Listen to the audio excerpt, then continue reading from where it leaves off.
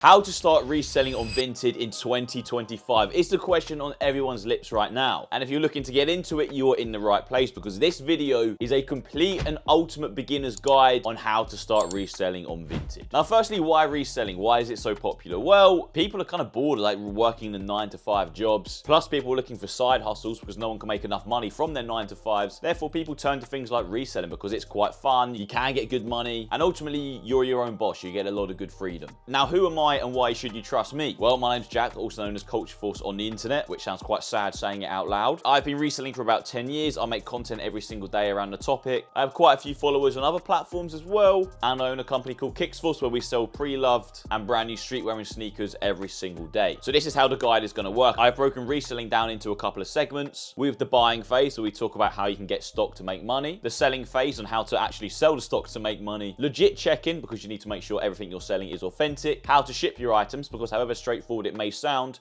it can be a little bit tricky for a first timer. And finally, just some general tips to round off. But first things first, the buying phase. Now, I've gone into detail about buying in previous videos, but I'm going to quickly go over it again now. Now, buying. You have 3 different ways you can buy stock if you're a newbie. Marketplace buying, suppliers, and thrifting. Let's start with marketplaces. Now, marketplaces, we're talking Depop, Vinted, Facebook Marketplace, eBay, those kind of places. These are entities where sellers go and often get rid of old stuff they don't want anymore. What I mean by marketplace buying is you go to Vinted, you buy an item. Let's say you buy this Supreme t-shirt for £15 on Vinted. You get it, you legit check it, you take some pictures of it, you list it back up on Vinted for £35. After fees, you make £10, £15 profit. The main benefit of marketplace buying is that it's very, very safe. You control what you get, you control how much money you spend, and ultimately that's what's really important at the beginning. So literally as soon as I open the app, there's loads of stuff available here. Like the recommended for you page is a massive crack. I've spoken about that before. But let's say I want to buy some Supreme. So I'm going to type in Supreme, and then I'm going to filter by sort by, and then newest listed, and then I am literally just going to browse. You can go and filter by price if you're on a budget. So for example, if you want a Supreme t-shirt for 20 quid, type in like 25 because you're going to shoot an offer, and then, you know, you can just have a quick browse. But be careful because there is fakes. Like this is fake, it's not real there. A £20 Supreme t-shirt here, there's some holes on it and like it defects and stuff, so you've got to be careful. Again, keep that in mind when you're browsing on Vinted. Just make sure to check all the pictures. Supreme long sleeve t-shirt here for £25, looks good.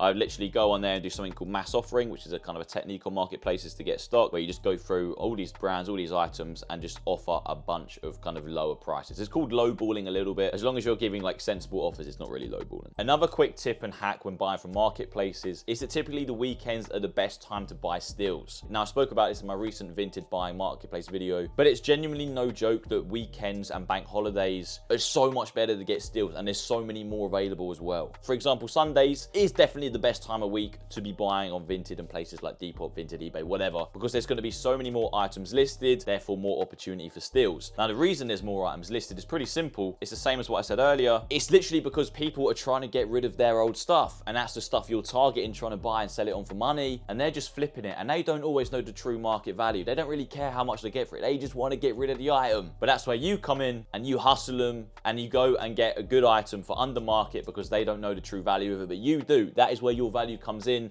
You buy it up, you flip it on for more money. And a trick when you're actually negotiating on these marketplaces, everyone always asks me, is how do you get the best price? Well, the answer is, people, just be genuinely nice. If my offer gets declined, I always like to go back to them and say, look, hi man, I'm gonna be completely honest, I have to pay a buyer's fee here with Vinted, so I end up having to pay a little bit more money, so is there any way you can give me a little bit of a discount? And that's just the genuine truth. This isn't hard negotiating. You're negotiating with people online who are just trying to get rid of stuff. So they're more likely to sell to you if you're just genuinely being polite and nice back to them. It honestly pays and profits to just be a nice person. And the final tip about marketplace buying, be really, really careful, right? Because Vinted especially have a bit of a dodgy policy where you only have 48 hours to report any issues with the item. So for example, if the postman leaves an item outside your front door but you're away, you get back home a couple of days later, it doesn't matter. Those 48 hours are up, and then you can no longer open a claim on Vinted, which is really bad. Doesn't matter if they've sent you a block of cheese in there when you order a Ralph Lauren jumper, it doesn't matter. You don't get your money back. Vintage support is not great, I'm not gonna lie. And that goes the same for fakes or wrong items or faults on anything you buy. If a seller is trying to finesse you and you don't open a claim in the first 48 hours, it doesn't matter. Your money is gone. As soon as that item lands at your door, check it straight away, make sure it's legit, make sure it's as described, and if it isn't, open a claim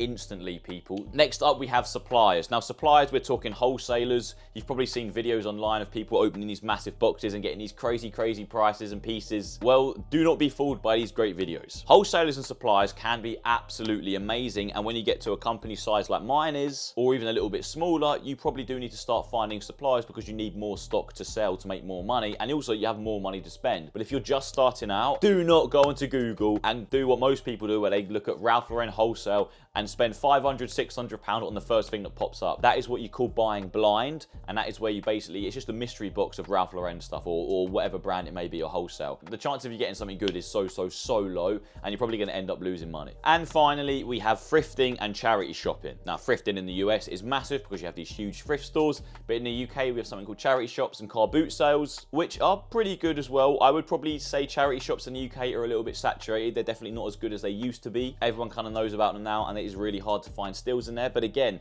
the main positive about charity shops, they are low ticket. It's going to cost you very little money. It's very low risk. And again, a great place to start, even if it's going to be a little bit slower getting stock. So overall, if you're just getting into reselling, especially Vinted reselling, try and buy on marketplaces and do marketplace flipping. That is what I would really recommend.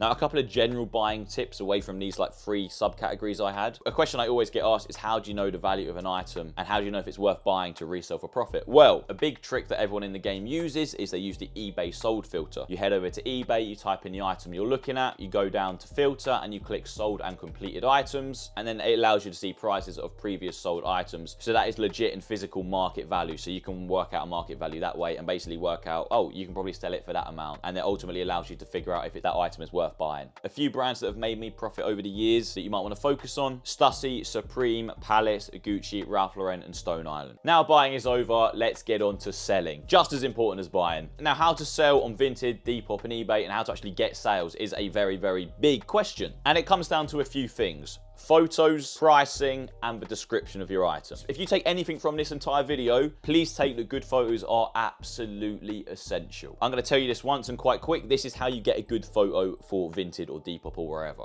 You want to steam or iron your item. It takes a little bit of effort, but it is very worth it. You then want to put it through a lint roller. You can get IKEA lint rollers or Amazon lint rollers for like £5 to £10. They're very cheap, very worth it. And then you want to do a flat lay, which is where you lay the item flat on the floor. You don't need a fancy backdrop. You just need a white, clean light or some natural daylight. Run that item through Photo Room. It crops out the background. You can put a nice white background on it. Then go to your photos, increase the exposure, the brightness, get rid of the shadows, and then boom, you have a beautiful picture, which is 10 times better than everyone else's on Vinted, and it makes your item look really professional. You probably want to take 4 or 5 pictures, one of the front, one of the back, one of any detailing like graphics, and then a couple of pictures of the tag to show it's 100% authentic. Now, pricing. You want to be really competitive with your pricing, and you want to sell items fast. So do what I mentioned about the eBay method, the eBay sold method. Find that market value. If you're just starting out, you don't want to make crazy profit margins. You want to make 20% profit margin, and you want to sell quick and then reinvest that money straight away. When you're just getting into reselling, you don't want to sit around on items for ages. Don't listen to anyone telling you to hold items. Just flip it quick. Flip, reinvest all the time. It's just a constant, relentless cycle. And that's ultimately how you're going to learn, and it's just going to give you more money to make your reselling business better. You also want to do something called cross-listing. This is where you list on every single platform possible. Everyone always says, where's the best platform to sell? I always say, sell freaking everywhere.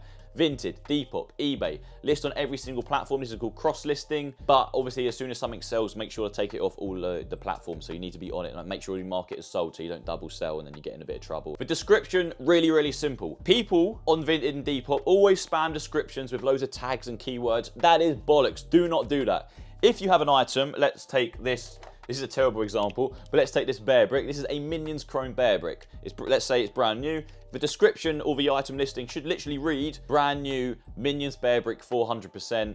The description, brand new condition, comes with box, smoke-free home, 1 to 2 days shipping time. Something like that, really simple. Do not go and spam with loads of relevant tags. Supreme, Cortez, Stone Island, all these funky brand names to get it boosted in the search. Terrible idea. Vinted, Depop, they don't like it. Terrible idea. Don't do it. Just be very straight up, simple. That is what's going to rank your item highest in the algorithm and get you more sales. Next up, how to ship item. How do you actually get your item from your Vinted account on your store to someone else's front door? Now, in terms of shipping, as a seller, you can choose what courier you use. So if you head over to your settings, you can actually see all the possible delivery companies. This is what your buyer can choose from when they're checking out on an item from your Vinted account or your Vinted store. You're not going to have all of these really close to you. So just, I would probably try and pick like every, Royal Mail, and maybe Yodel as well. I don't know if they're that great, but Royal Mail and every seems to be pretty standard. One thing that is worth mentioning is, do you need a label printer? Well, later down the line when you're selling a lot of items, buying a label printer is definitely worthwhile. Buy a thermal label printer. This is the one we use, and it's pretty good. It costs us about 70, 80 quid, I think. But again, it's not necessary if you're just starting out. A few tips about shipping: always wrap your items nicely. You can get packaging bags from eBay and Amazon. They're pretty cheap. When you are packaging items, please fold the items carefully, people. Don't just shove them in there. That's what I used to do about 10 years ago. You just get a t-shirt, whack them in the bag and fold the bag up, and that was it. I didn't used to fold them in properly. Fold them, take your time, make it look nice, neat. The buyer will always appreciate that. If you're really trying to be on it, we have like nice smelling spray. Every item gets a spray before being packaged, so when the buyer opens it, it smells nice. Not essential whatsoever, but just like a nice touch, I guess. Once you get into it, probably print off some like company cards, put them inside the package, try and get some return customers, and it makes you look professional. People love that. Next up, we have legit checking. Super, super, super crucial, people. You do not want to sell any fake items. It happens time to time. Everyone gets burnt by it, and that's fair enough. It happens to all sellers. However, you want to do your absolute most to make sure you're not selling fake goods. One, because it's unethical. Yeah. Two, you will get banned. And three, it's just not a very good thing to do, which is the same as unethical. So 2 points really. You do not need to be a master of legit checking to make sure you're just selling authentic goods. You do need to check every item that comes in. You need to make sure you're looking at things like wash tags, the stitching, how does the print feel on the graphic. If these feel cheap, look tacky, the tag doesn't look right, the font's weird, the text is weird, there's incorrect spelling mistakes on the tag, it's going to be fake, it's a red flag. However, that comes with time. It takes a lot of practice to understand how to legit check a certain brand, because even if you're checking the same brand all the time, their tags change over eras and periods of time, so it's pretty difficult. What I recommend doing is join some subreddits on Reddit, and Facebook groups are also very, very good. If you are really, really into it like we are, I probably recommend using some apps. Check, legit checking apps. You can find them on the App Store. You have to pay like £3 or £4 per check, but they're pretty good most of the time, and they give you a receipt so you can physically prove you've checked the item if someone ever asks. And finally, some general tips on Vinted reselling as a beginner. It's pretty generic, guys, and I'm going to sound really cliche and cringe, probably a bit like a parent here, but do not rush. It takes a lot of time to understand the market. Success doesn't come overnight. Also, this is not a get-rich-quick scheme. It's kind of promoted online that it's some kind of cheat code to making £1 million a year. It's not. It's very, very tough. It's a normal job. It's a bit more freeing than a normal job, and you can make more money than a normal job if you're lucky, but you can also make less money because it's really hard work and it's competitive. So keep that in mind. It's not a walk in the park. If you make 10, 20 quid profit on your first few items, don't go and spend it at the pub. Don't go and spend it on booze. Don't go and flex it everywhere. Not like you can flex £20. Reinvest it in your next item and let the cycle continue. And people, thank you very, very much. That pretty much sums it up. I hope that helps. Kind of an overall ultimate Vinted reselling guide, especially very good for beginners. I hope that helps, people. Any questions in the comments, let me know. Make sure to subscribe and let me know what other Vinted and reselling content you want to see. And as always, people, thank you very much for the support, and I will see you in the next one.